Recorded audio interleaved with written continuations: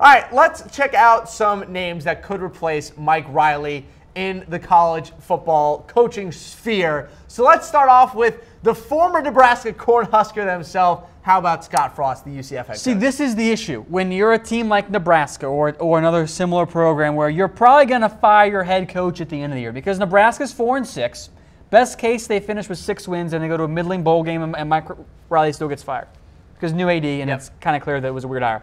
Well, a lot of teams want Scott Frost right now. Everyone wants Scott Florida, Frost. Tennessee. All these teams want this young, hot coach who's done wonders with the Golden Knights. So when you compare the team Nebraska and, let's say, Florida's already doing their work. They're able to openly like, yeah, we're looking for coaches. Nebraska can't do it in the same way. They might end up losing out on the guy that they want because they haven't done enough in advance. They haven't fired their coach and moved on and tried to do weird and do more. They haven't done enough there. Yeah, and I guess at the same time, I have a question about when it comes to Scott Frost. If you're Scott Frost, do you wait a year and then jump to the NFL? Or do you stay in college? Because think about it. He's at an age point where, for instance, Sean McVay just got a head coaching job. Young coaching candidates in the NFL are hot right now. Could Scott Frost go that same direction? To the NFL?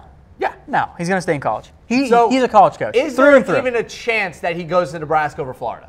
Yeah, if Nebraska gets their act together. Look, Scott Frost went to Nebraska. He's an alumnus. Like, for most coaches, like, oh, man, coach where I played, that's my dream job. Even though Florida's a better job, and we'll talk about that later on in the show.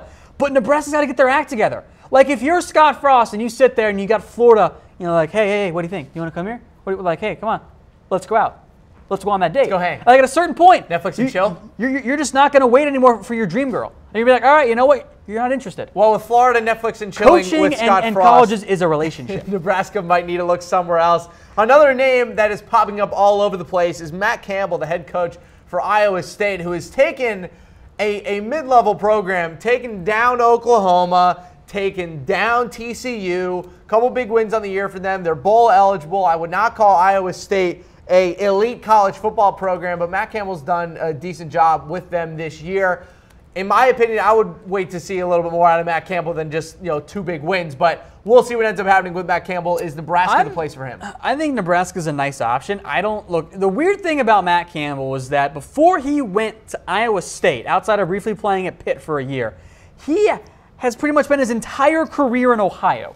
Like, he was an Ohio guy through and through. So just like you, man. Yeah, so if Urban Meyer ever decides to retire again, Matt Campbell's going to be like, oh, I want that job real bad. Anyway, I think Nebraska makes sense. I think it'd be a step up for Campbell.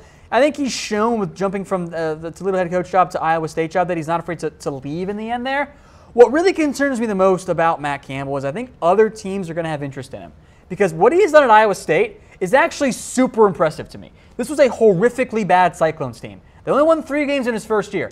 They are already 6-4 this year. They're going to a bowl game. At Iowa State, that is a wildly successful season. I mean, let's be totally honest. You can make an argument that the best player is Joel Lanning, who's a combo quarterback, tight end, linebacker, offensive lineman, running back, everything. Best players is either Alan Lazar, the receiver, Lazar, or yes, David Lazar. Montgomery, who's been breaking tackles at an unreal pace. I just like Joel Lanning because the dude plays so many positions and he's like the ultimate tough guy. So big fan of that Iowa State team. We'll see what happens with him.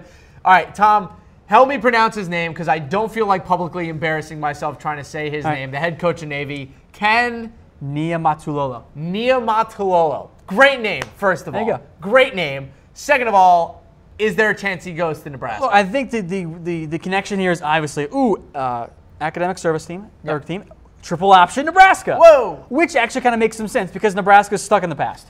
That's what they are. Well, we'll see if the new AD fixes that, but let's not kid ourselves. Which of those 3 are the most likely? Most likely, I think Matt Campbell, because I think Scott Frost would be the best fit. But if Nebraska doesn't get their stuff going here, they're going to miss out on him. So I think Scott Frost is the #1 option, and I agree with Dwight. He should be who they hire, but they got to start moving. Like they can't just drag their feet. He's not going to wait around forever because if you're Scott Frost, let's say Florida does come calling. It's a tough job to turn down, even if it is for your alma mater. If you're Florida, in my opinion at least, you're seeing what Oklahoma did with Lincoln Riley, and you're looking at Scott Frost like, yes, yes, yes, YES. Scott Frost is my guy.